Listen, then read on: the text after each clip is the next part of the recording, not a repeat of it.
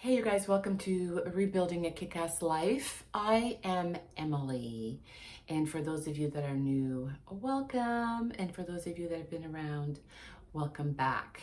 This is going to be a quick video today. I get this question so much, which tells me there's it's almost like it's an epidemic, and it is, how did you survive, and how are you getting by now after being divorced and leaving that marriage when you had no job, no income, and no spousal support. And I feel like there's a lot of people out here right now struggling with finances. So I'm going to go through what I did. I've done a video similar to this, but I just got another question about it. So I'm going to go through specifically what I did then to literally get by, stay afloat, and what I continue to do today.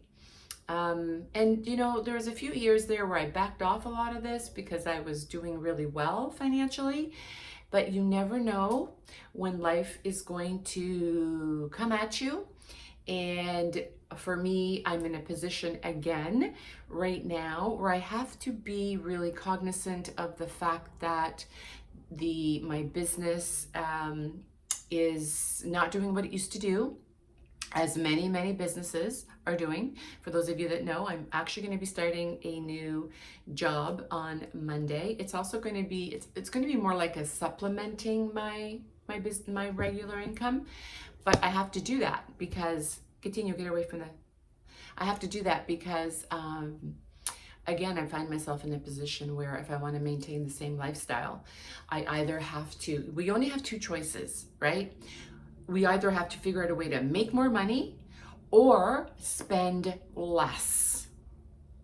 And I am really wanting to still be able to travel and still be able to maintain, you know, a lifestyle that is not extravagant by any means, but where I'm not constantly having to worry about money. And so I call my sort of the way I've been handling my finances is I have a lot of side hustles. And so I have a staging business, which has been supplementing me. I started a business with my daughter. She's a dog groomer, and I've actually took the course and learned how to groom dogs myself. So that's my little side hustle. I also am here on YouTube, and I am on Instagram, and so there's a little bit of money generated there as well. And I just feel like we're at a point in our lives where I feel like we have to have multiple streams of income just to stay afloat, and that is just facts. And so I've been pretty fortunate. I have been able to really not stress out that much about money, but you guys, it came with sacrifices, and it came with really just a lot of compromising and a lot of sacrificing in order to stand on my own two feet and pay my own bills and do all that stuff. And so I came from a marriage that I was very financially privileged, and I've done lots of videos on that as well. But when I did get divorced, when I was going through the process of getting divorced, which took 2.5 years, when I was going through that process, that's when I started putting the wheels in motion to start my own business. So back then, I started the staging business, and I also started with two other partners, a training facility, which I've since sold, and that did very well. So while I was going through the divorce, I knew it was very high conflict. So I knew that spousal support was probably not going to be on the table. So after fighting in a very high conflict divorce with somebody who had a lot of financial resources, I didn't, I settled on just a portion of the matrimonial home. I could not do it anymore. My mental health was suffering. I just needed to move the fuck on. And so at that point, my lawyer was not very happy with me, but he said, I can't do it. I can't do it. I can't do it. Let's just settle this thing. Let me get enough money so I can buy a house, and I will figure out the rest. And that's essentially what I did, you guys. I got enough money to buy a home, a much smaller home. And what I did with the money to buy the house is I put every single nickel into the house. The reason why I did that was because I didn't want to be dealing with a mortgage, and I had a car that was fully paid for, so I didn't want to have mortgage payments. I didn't have car payments. And so I knew that if I could just get this business off the ground enough to just pay the essentials, which was like, food and hydro, electricity, gas, as long as I had just enough to pay my essentials, then I thought I would be, okay. I didn't want to have mortgage payments and all of that. So I'm going to go through a list of what I did specifically then and what I'm still doing today that I think is really going to be beneficial for you to help you get back on your feet. Okay, so I got glasses on my head. Okay, so here we go. I really hope this helps. I think there's like 20 tips. If I didn't do these things, I would have been in a lot of trouble. Okay, so the first thing I wrote on my list is that you need to go on a buying freeze. Now, my friends make fun of me to this very day, because I will say, like, I'll get a call like, hey, do you want to go here? Do you want to go there? I'm like, nope, I'm on a buying freeze. I'm on a buying freeze. I got that term from when I worked at L'Oreal, and we used to, one of our accounts was the Bay. Is the Bay even still around? I think so. Anyway, it was the Bay, and the Bay always, when I would go in to try and get an order from them, they would always tell me, no, we're on a buying freeze. There's no purchasing. And so I use that terminology today. So a buying freeze means you are not buying anything but what you need, like only essentials. It's all about your needs, not your wants. I did that when I left that marriage. I still do that today. I just had a girlfriend the other day say, hey, they found these cute little blazers at Costco and they're so adorable and you could wear them for your new job. And I was like, nope, I'm on a buying freeze. I'm not buying anything I don't absolutely need. So be really discerning. Is it a want or is it a need? Okay? Live below your means. Now, living below my means was something that I really had to get used to, because my lifestyle was luxury cars, brand name labels, everything, vacations, going off to Florida to the vacation property, going to Portugal every single summer. That's where my family is from. And I had to really cut back on 90% of what I was used to in that lifestyle. So try and live below your means. It's not going to be easy, you guys. You probably have had to sell, if you're getting a divorce, your matrimonial home, move into an apartment. Some people have to even move back home with their parents. So this is a time where you really need to cut back and only be spending your money on what is an absolute essential. It's also, this is the other thing, I tell this to my kids all the time. It's not about how much you make, it's how much you spend. How much are you spending? Because I don't give a crap about how much money you're making. If you're spending it all, then you're still behind the eight ball. So be really careful that even if you're making a good salary, what are you spending? Because you really should have a little nest egg put away for incidentals. And incidentals happen all the time. Just before Christmas, I had to spend $6,000 on my car. And then the same week, I had to spend $1,000 on my tooth. And then I had to spend about a new fridge. My fridge broke. So it was like $8,000, boom, all in 1 week. So you've got to really put make sure you have money aside for stuff like that. So it's not about how much you spend, it's how much you make, it's about how much you spend. Credit cards. Did you know that credit card interest rates are negotiable? So after I got divorced, I cut up a bunch of credit cards, and then I actually kept only 2 credit cards, and I was able to negotiate a much lower interest rate. So call your credit card companies and try and get a lower interest rate. They will negotiate with you. That is a fact. A lot of people don't know that, but they will. Stay out of stores. So for me, maybe it's not a big thing for you guys. For me, it's a really big thing, because again, I was so used to shopping, and so used to just having, I don't know, nice things. And it wasn't even me that was buying them. It was my husband that would buy them for me, because I didn't really have access to a lot of finances. That's a whole other thing. But I had the ability to accumulate a lot of really nice things. And so today I just stay out of the stores. HomeSense or Home Goods is my vice for home decor.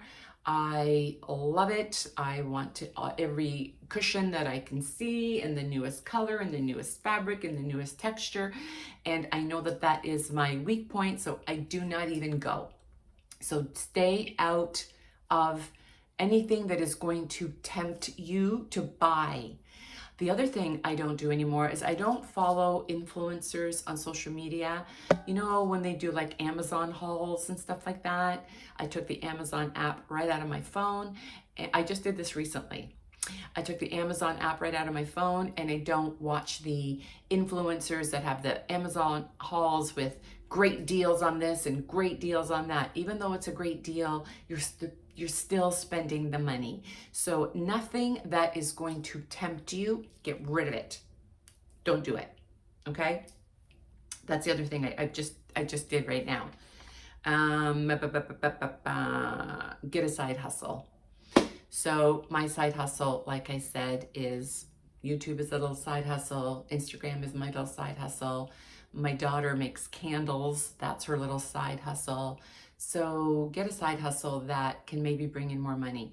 The other thing I did right after my divorce was I literally sold everything that had a high ticket value. Rolexes, Prada bags, Prada shoes, anything that was designer. I sold everything. I would rather have had the cash for things that I needed to buy that were essentials than be wearing a Rolex on my wrist. Okay, so anything that you can sell. Here in Ontario, we have Facebook Marketplace, Kijiji, and if you're done with something, if you don't need something, go through your house. We have so much clutter, so much things that we don't need, and that can be a little side hustle. I don't know, eBay, yeah, Facebook Marketplace. So get rid of things that you don't need by actually trying to sell them. I know it's a pain in the ass, but honestly, there's some money to be made there. Stop with the upgrades. My kids bug me all the time.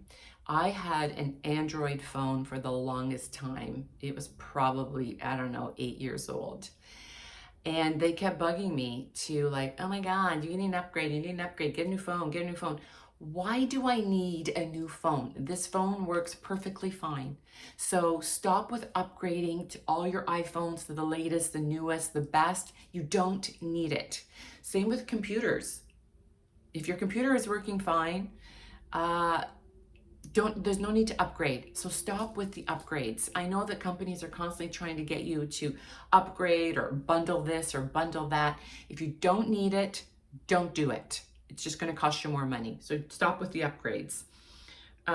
Okay, so during my marriage, I had a Mercedes. I still have my Mercedes, but it's 12 years old. And I am going to drive it to the ground. What I stopped doing with my Mercedes, though, is I stopped going to the Mercedes dealership, because every time I needed to change the tires, or, you know, how you have to have it serviced every, I don't know, like every certain amount of kilometers, I went to the Mercedes dealership.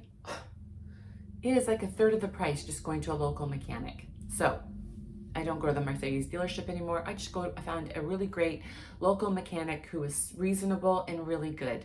So I stopped doing that. Ask yourself all the time, when you're going to buy something and you really are in dire straits, just ask yourself all the time, is this a need or is this a want? Do I really need this? And of course, for me, it's usually always a want, but I've been really, really good. And there's nothing better than being able to sleep at night when you don't have financial issues.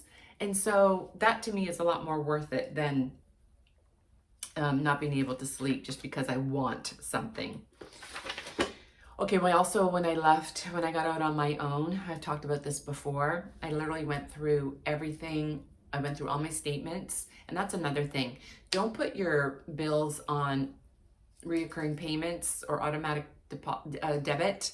I get all my statements either sent to me through email or through paper. I like to go through my statements. I like to see. Sometimes I catch like little things like, whoa, no, this is not what I signed up for. Why am I having this fee or why am I having that fee?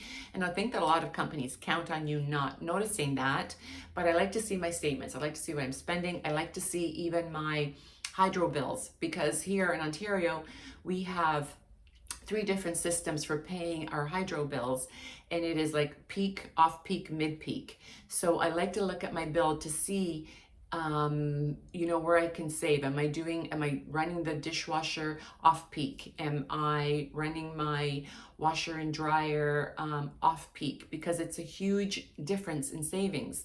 And so if you didn't know that, contact your local utility company, because I know that here we are paying a lot more money if we are using a lot of power during the peak times, which is when people are getting up in the morning. I think that's like one of the top, is like from 7 to 10 or 11 is peak. So I try not to do any laundry or run the dishwashers or anything like that during peak times. So I like to see that. So look at your statements. Don't just automatically have them paid. Cancel everything you don't need. I canceled cable. I canceled subscriptions to magazines. I canceled my landline. Yes, we still have a landline. That's gone. I just went through and canceled anything that was a non-essential. I don't really watch TV. Back then, I think Netflix was like $7.99 a month. It's a lot more now. But I canceled everything, and if I wanted to watch TV, I had no choice. I had to watch Netflix because I had nothing else. Also, shop no name. So for groceries, I mean, oh my God, who can even afford groceries today?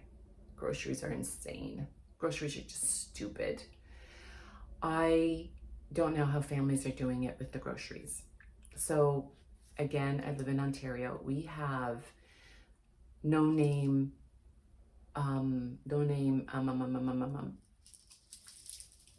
grocery stores, no frills, food basics. And so if you make it a habit to shop those less expensive, where there literally is no frills, you are going to save a ton of money. I have friends that will literally spend a day going to Costco, going to Fortino's, going to Longo's, going to get this, to get that, to get that. No. I started this after I got divorced. I started shopping like no frills and no name products, and that also saved a lot of money. So stop buying name brand everything. Get generic. You don't need to buy name brand. I'm telling you, you do not. You'll be just fine. Okay. Shop your closet. I just did this. I just did a video on this because I'm starting my new job on Monday, and I thought, oh, I'm going to need new blazers and new this and new that. I didn't. I ended up buying 2 things. That's it. I added a blazer to my closet, and I literally went into my closet. I took everything out. I packed everything up that was summer, and then I could actually really see what I had. And then I started just sort of playing around with different outfits, and I came up with a whole slew of outfits that I realized I do not need more clothes. I have so many clothes. Maybe they're not new, maybe they're not trendy. We shouldn't be buying trendy anyway. We should be buying classic pieces so that we can always wear them. They never go out of style. So shop your closet before you go and shop for something that you think you need. What else do I have on here?